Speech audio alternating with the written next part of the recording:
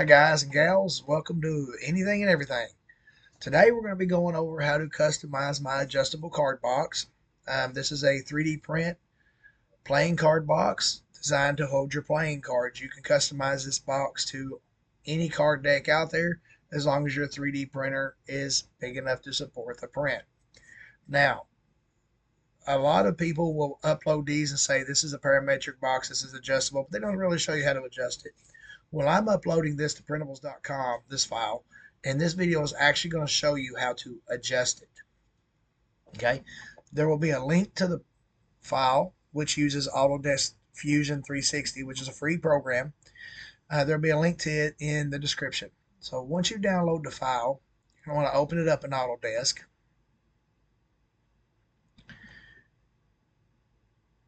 It will take a second. I'm on a laptop.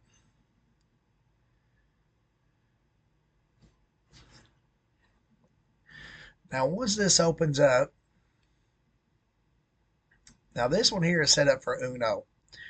So once you open it up, you'll click on Modify. You'll go down to Change Parameters. Now, I recommend only changing the parameters that are here in Favorites. User parameters and the ones below that, I would not recommend. So basically, what you do is each of the parameter is named for what it is to make it easy for you to find. So say you want to adjust the thickness of the back wall. Well, there it is, back wall thickness. Now you notice the underlines because the names do not support spaces. So I had to do underlines instead of spaces. So say I want the back wall to be a thickness of 10. I just simply click on the expression for that name, adjust it to what I want, and when I hit enter, as you can see, it will adjust it as I need. You can also do your left and your right wall as well, and it will adjust them. Let me just set this back real quick.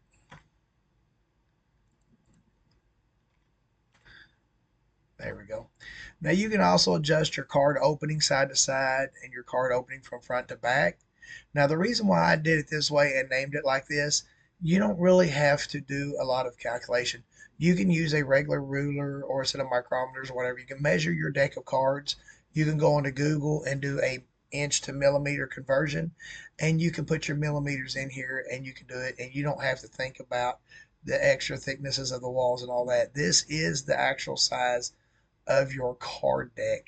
Now mine, I always put a couple of millimeters extra on the side to side and the front and back. It gives them a little bit of wiggle room and it's not wearing them out when you slide them in and out. You can also adjust the thickness of the bottom of the box. You can also adjust the the card opening height. I'm sorry, this is the height of your card. Your cards will actually go in, they'll slide in here, and this is the opening. Now you don't have to worry about this dovetail. This calculates it from the top of the base up to right here at this ledge. So if you put exactly the measurement of your cards in, you're still going to be able to close the lid. Okay, now you can also adjust the tolerance between the lid and the body. I have mine set to 0 because my printer is so super calibrated that even at 0, this lid is, I mean, it is absolutely perfect. It slides in and out of here. And when you adjust it, your openings, like your width and all of that, this lid also is automatically adjusted. So if we go in here and say we want the width to be, let me find it. Here it is. Say we want it to be 100. Okay, it will adjust it, and there you go. The only thing you have to watch out for is if you make the box too big, the lid will be absorbed into the body, and that will print as a solid print. You don't want to do that. If you do that, you want to go right click on lid, and you want to select move and copy. You want to grab the little square and you want to move it out so there's at least a little bit of difference between them, and click OK. And you want to be careful and make sure you keep them on the same height. As you see here, I have the lid that is up above the base. So what's going to happen here when I open this in my slicer, I'm going to get a warning it can't print this because it's elevated, or it's going to use a lot of support to attempt to actually support it so they can print it where it shows at. So what we'll do is we'll go in here and we'll move it again. and we'll zero it down. Boom, there we go. Okay, and that's how you adjust the size. I'm gonna put it back. Now, when you want to change the text is a little different. Autodesk Fusion does not support parameters for text.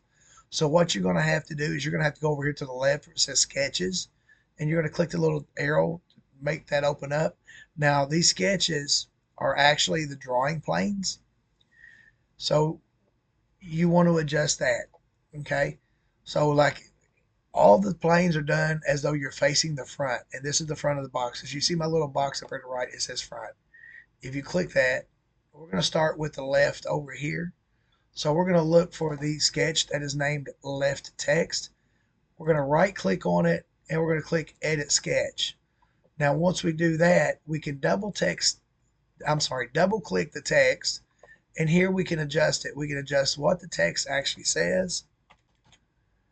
We can adjust the size, the font. We can adjust all that good stuff here. And once we hit OK, you'll finish sketch.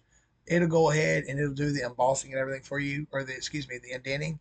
And when you're done with that, you'll need to go to the right text and do the same thing. Right click on it, edit sketch, double click the text. There's all your stuff. We'll change it to what we want. Hit OK, finish sketch. Boom, now that was done. And the same with the lid. We'll have to do the same. The lid text. Now on this one, the lid text is a little different. This lid also has the slot. I would not mess with these measurements. If you mess with these measurements, it will not adjust if you modify the size of the box and adjust the lid, it will not adjust the little grip for you to open it, which is what this slot is. So you can adjust the size of it, but I wouldn't move it around too much.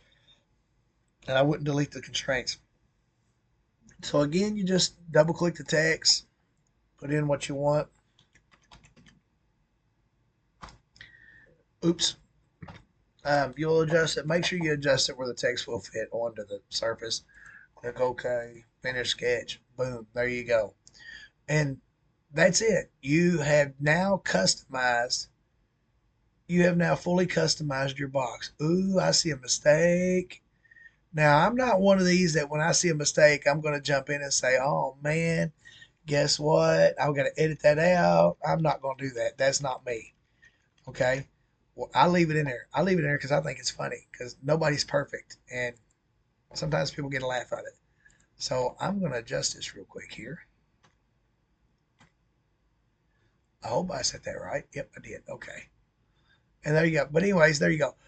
So you now know how to fully customize this card box to suit your needs. And you don't have to use this for just cards. You can use it for your credit cards, or basically just whatever you have a use for it for.